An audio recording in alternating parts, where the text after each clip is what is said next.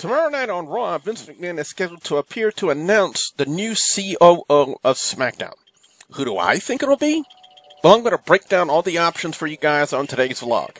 Hey YouTube, are you ready for your hot tag? Because if you are, it's definitely time to warp. Ladies and gentlemen, do not adjust your screen. I am in control of the horizontal and the vertical. This is Big Rap. You're watching WGS-TV, and I came all the way here just to find him. I've been looking for him since wrestle time. Please believe it.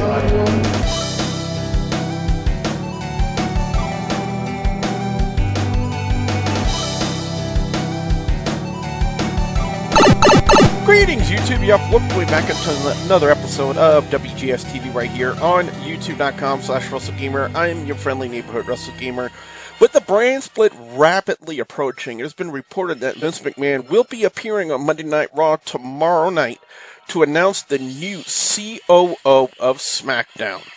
Who do I think it's going to be? Well, let's take a look at the options and break them down.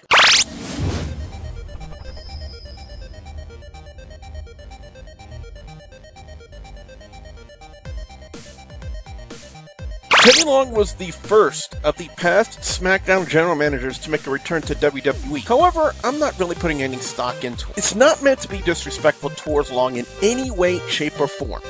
But he returned and he was kind of made to look like a joke. I mean, think about it for a second. Whenever a tag team match is being made, somebody, somewhere, makes a Teddy Long joke about it. It's not really meant to discredit him in any way. But what was the one thing Long was known for during his tenure as SmackDown GM? Making tag team matches. Teddy Long is kind of like a blast from the past, and if WWE is supposedly going forward into the future, I don't think Long would be the perfect choice to be the new SmackDown COO.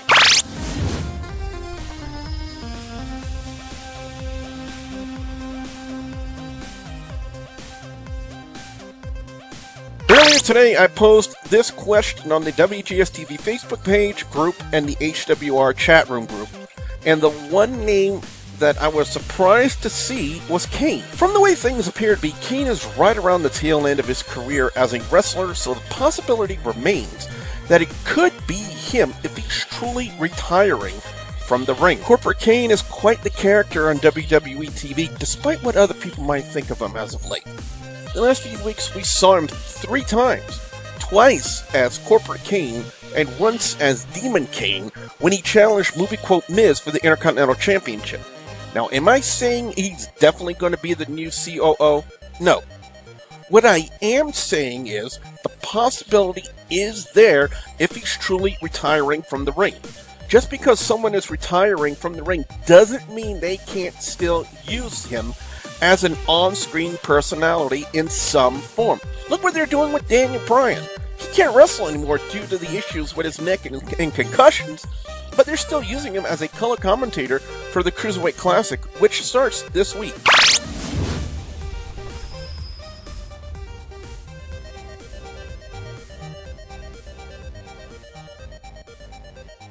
Please don't let it be this man. Please.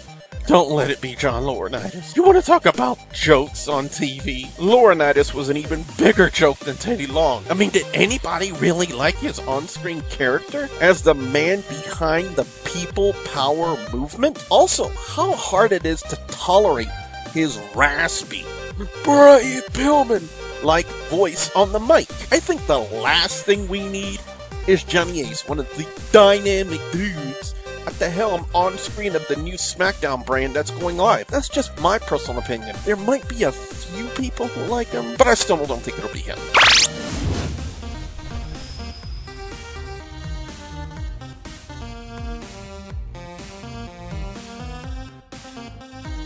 How awesome was it to hear that infamous "Excuse me" screech from Vicky Guerrero last week?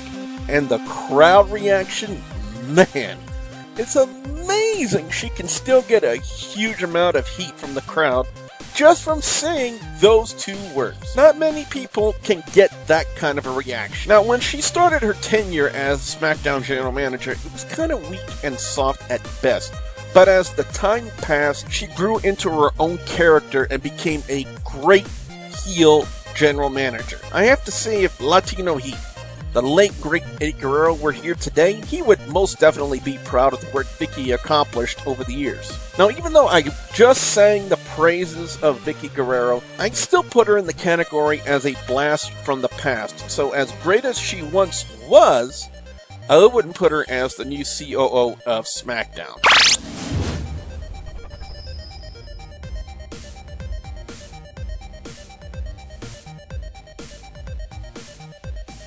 One of the two strong possibilities to be the new SmackDown COO. Ever since Shane McMahon made his return earlier this year, there's just been this huge buzz about him in WWE. After WrestleMania, when he ran those first Monday Night Raws, they were quite good, but as of late, Raw's been kind of bland and stagnant, so a change could be in the works to shake things up. And the last time things were shook up in WWE and on Monday Night Raw, they both became interesting to watch again. Now, if WWE is going to play up a sibling rivalry with Shane and Stephanie, then splitting them up as the heads of both brands could prove to be worthwhile, and not only for the company, but for the fans alike. I still think, however, Shane will be staying on Monday Night Raw, but then again, these are just my thoughts on the subject.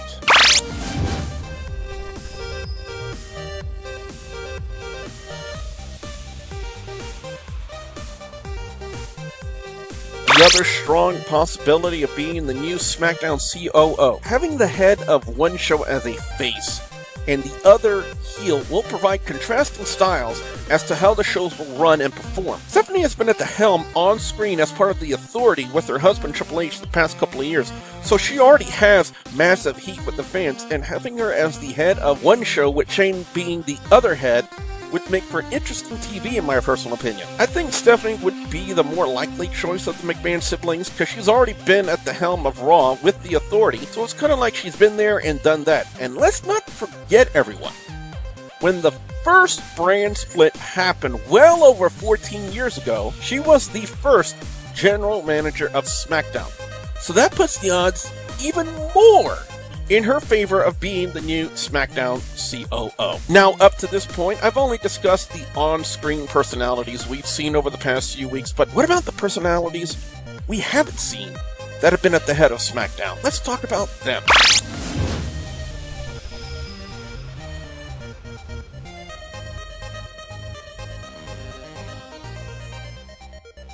Not many people remember Paul Heyman's tenure as SmackDown General Manager because it was quite brief, but he was still a General Manager, which is why I'm including him in this list. But the reason why I don't think it'll be him is because he's needed more with Brock Lesnar, and he's much more suited to be a mouthpiece for someone rather than being the head of a show on screen.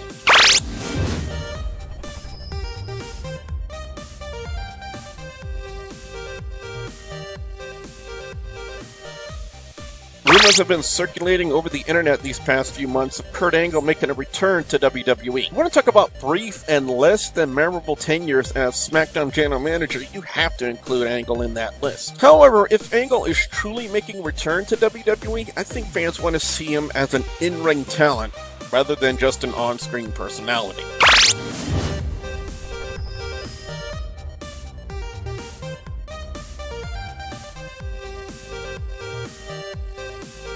Sting's tenure as the on-screen head of Impact Wrestling qualify him to be a candidate for the new SmackDown COO? Yes and no. Let me explain. For one thing, I know McMahon and WWE don't like to acknowledge their competition and what a few of their current talents have accomplished while they were employed by said competition. I know there's less than a 0% chance of Sting being named the new CEO of SmackDown, but he was a former on-screen personality, a former on-screen person of authority in a promotion, so I figured I would put him in this list.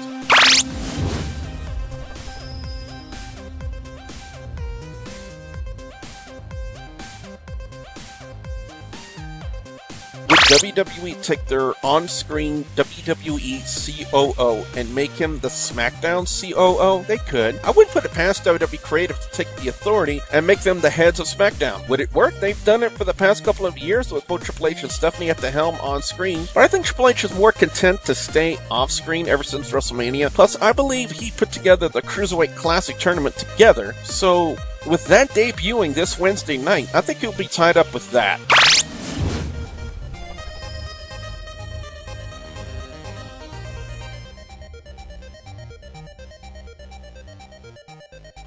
first ever general manager of Monday Night Raw, the former executive vice president of WCW, Eric Bischoff, returned to WWE as the new SmackDown COO. WWE and McMahon have shocked the world before when they first brought Eric Bischoff in to be the on-screen head of Monday Night Raw, so there is still the slight chance they could do it again by naming him the new SmackDown COO. Remember, I said slight chance.